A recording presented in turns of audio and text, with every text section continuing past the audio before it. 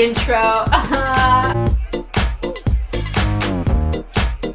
Today we are drinking, this was a mocha, and now it's not. It's water with flavor. It'll probably look like a hot mess or something. At least it's the hot part. Remind me, thumbnail. We're doing a thumbnail. Thumbnail! I like that. Hello everyone, today I am with my friend Morgan. Hi. And we're going to be talking about mental health and college. Fun fact, this is my first time doing something like this. You're really good at it. Thanks. I think you have a really good personality for this kind of thing. Thank you. We think that this is a very important topic because we see a lot of people in our own daily life in college really struggling when they go away for the first time to college and they're away from home. So today it's going to be a very open discussion about mental health and moving away to college because we've experienced it ourselves and we also see a lot of people affected by it. So we're going to share our own kind of struggles and how we got through them and also what maybe you can do. I will go first because that's the best way to get to know me. I'm from Southern California and I have transferred to Northern California by myself. I know no one up here. The closest family is a 2-hour drive, so that's not horrible. Basically, my distance between where I am now and my place I grew up is a good 7-hour drive. I have wanted to move far for quite some time now. Right out of high school, I went to a community college down in Southern California, and then when I finished 2.5 years with my AA in psychology, I transferred up here to Northern California. I'm a psychology student with a sociology minor, and then I'm gonna go into neuroscience, which I have just decided as of yesterday. Basically, I didn't know anybody around here. If I had a real emergency, the closest family 2 hours away, so it's not really ideal.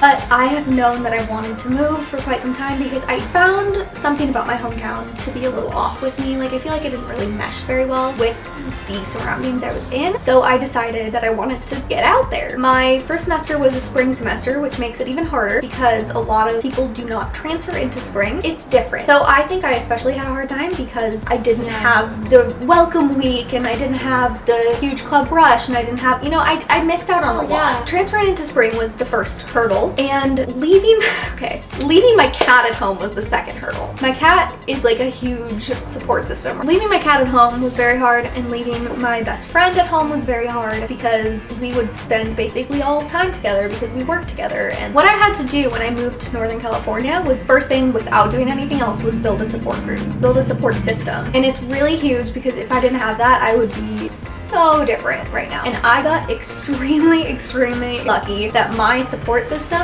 were my roommates because I didn't know anybody, I didn't know what to do. Making friends in classes is hard. It's also harder in spring. They see me in my low points and my high points. So that is my main thing. I think a support system is a main thing when you go out to college because you don't have that support system that you used to do in high school. Sometimes in high school we have our own support systems, which is our friends, our family, your animals. When you go to college, you're in a new situation, you're in a new environment, and you need to make a support system. With people who understand the same things you're going through, basically. Yeah, you need to have someone there when you're down or when you're happy and you want to express yourself. Like for me right now, currently, it's harder to make friends in classes. Like I totally understand that because for me, like the first day of class, like you make these friends and then you think they're friends and then you have to learn who's a friend, who's just using you kind of thing. And so I feel it's really tough. It's hard. It's really tough. It's really hard. For me, this last semester, it's been hard getting the support system and it's been really challenging for me because I really don't have many friends because I don't find people that I click with. I feel like we click well. Yeah. I like We're you. the same person. We're the same person. It's great. No, I hate you. I'm just kidding. But I never see my friends like at my other college. I went to a JC college like you. I had my own support system there. I had my friends. And then when I transferred, that was all taken from me. And then it's like you don't have anyone, and even in the classes, like I have that one person I go to in each class. But then after that, it's kind of like we're not really friends. Once you exit the door, then it's like, oh yeah, I don't know who you are. It's like it's like you don't really want to like hang out with that person, and I kind of want friends just to like do things like this with, go out with, go to a movie, do something. Yeah, because it's cool. And do things sometimes. If you don't want to do things, that's cool too. So I feel like that's one of the main things when you go off to college is find people that understand you and then get that support system. Yes, my second main thing is I think a huge part of being successful when you're in college, not only in your educational setting but also in your mental health, is self-care. Oh yes. Like preach to the masses. Self-care is huge. It doesn't matter what kind of self-care you like to do. If you like to color, I like to color. I just learned how to crochet because I feel it's soothing. Yeah, I like nail art. I like to do a lot of things just to chill. But this semester I have gone a little overboard on myself, and I realized that, and once I acknowledged my panic, I took a self-care weekend, and I needed it. And that's good sometimes when we take a break. I know, like, when we're stressed with school or we're stressed with our personal life, sometimes we get in this really busy cycle, and we just like jam all these emotions in our minds. You know, sometimes I do that too, where I procrastinate on things. I know in college and, you know, in high school, if you're watching this, you procrastinate on so many things. In life, you procrastinate. And sometimes if you procrastinate too much, you get in this like panic where you're just like, what do I do? What do I do? What do I do? And it's good to just step back and do something good for yourself and take a rest day or just a rest hour. A rest minute. A rest minute. 2 weeks ago, I didn't even have a rest minute, and that's why I took a whole weekend. Oh, you told me about that. Self-care is literally the most important thing for success. You gotta do something that makes you happy. Yeah. If making a video makes you happy, make a video. Do it. If doing nail art makes you happy, do nail art. Where I'm self-caring right now because I should be doing things, but I'm not. As stressful as everything might be, do not get behind. That's such a good tip. Because don't get behind.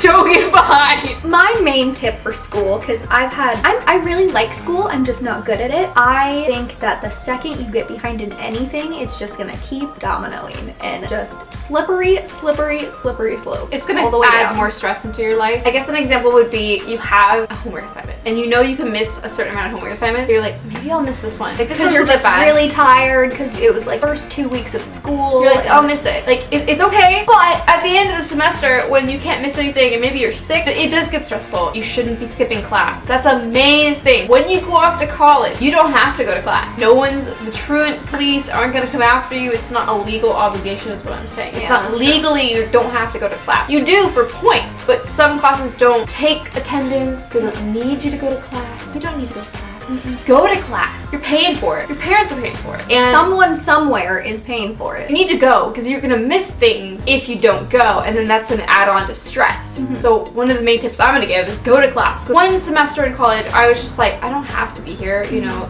I've talked about this on my channel before where I had that one semester where I just like, I don't want to do anything. I don't have to do anything, and I got like all D's that semester, and it really brings you back. You think that that's not gonna bring you back, really? Then you have to build up on that, and it just takes a while, and it's just more stress. Yeah, I had to be in, I had to do one more semester at my community college before I transferred to the college I'm at now, just because of that one semester where I said, I'm not going to go to school. I don't want to go to school. Like, But on the opposite side, I think that if going to a class is affecting your mental health, don't go to class. Oh, that's another thing. Because I have had days where I've been too anxious to walk outside of my door, and that's when I just sit in bed. I think that's an acceptable way of skipping class because I do hold education very highly, and I think it's very important, and I am very self-motivated to go to classes. But when I have those days, if I had a panic attack or if I have a really bad headache, just chill out. Yeah. Take a self-care day. Take a self-care day. Even though your classes are important, your health is most important. And your mental health is part of your physical health. Oh yeah. I know when you talk about panic attacks and having anxiety, some teachers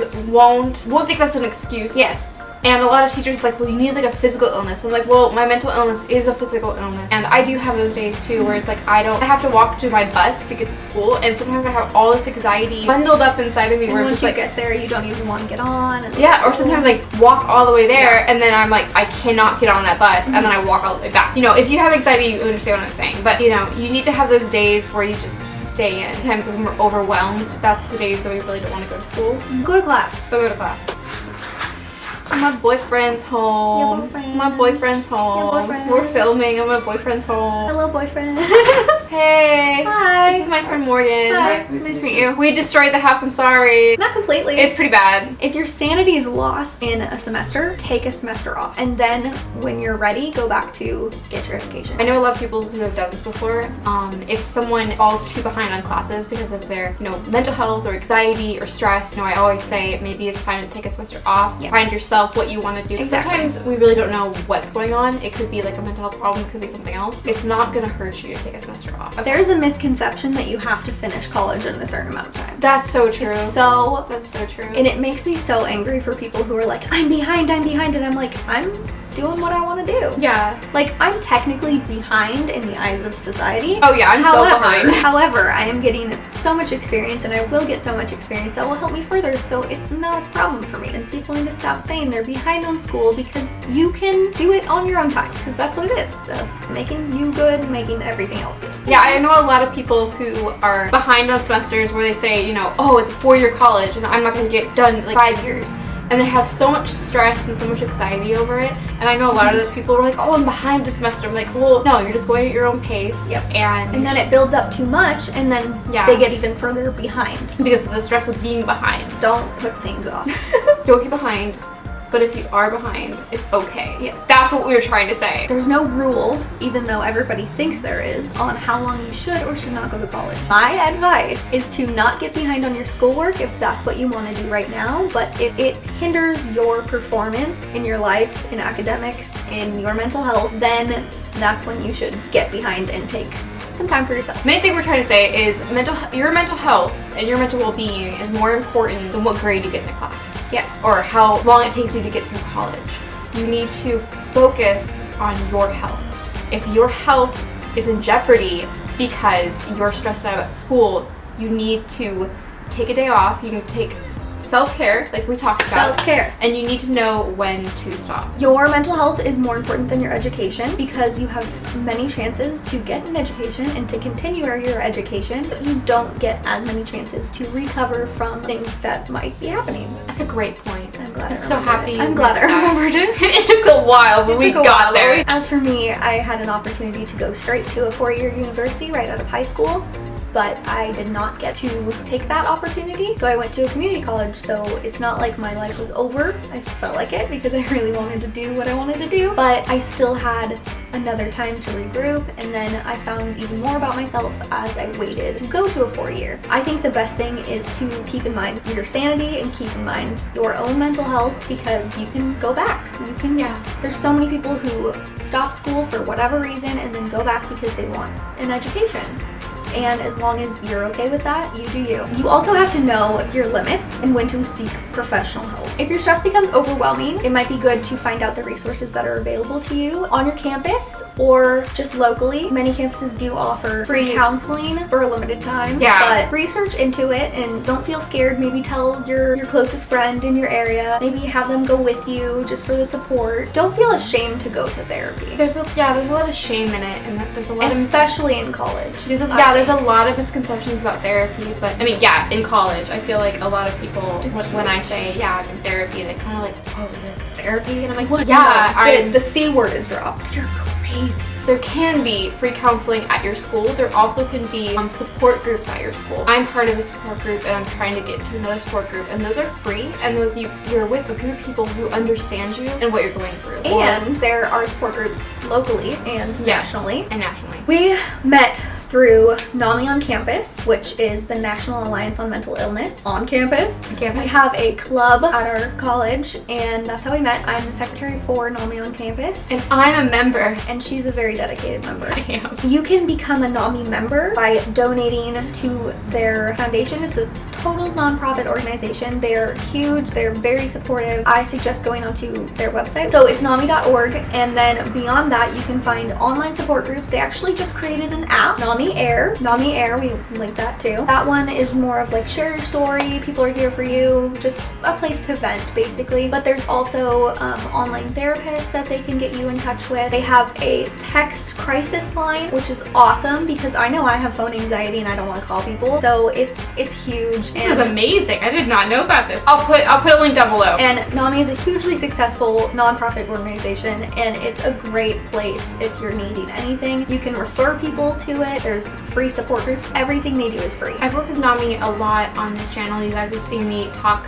to a high school group last April, and that was part of their NAMI chapter at their high school that they started over the spring semester. And it was an amazing thing to see high schoolers who are passionate about spreading awareness for mental health. I wish I had that. So I've been a part of NAMI for a while. I've only been part of NAMI on campus for like weeks, about a month Me now. too. Like it's brand new, and it's actually a really awesome club that you meet a lot of people who are passionate about mental health and spreading awareness on campus. And crushing the stigma. If you are on a college campus and they have a NAMI chapter, please go check it out. out. And if not, you can start one by going through the NAMI.org website. You can also start one at your high school. I know a lot of people are asking me about how do I start a mental health club. NAMI helps you.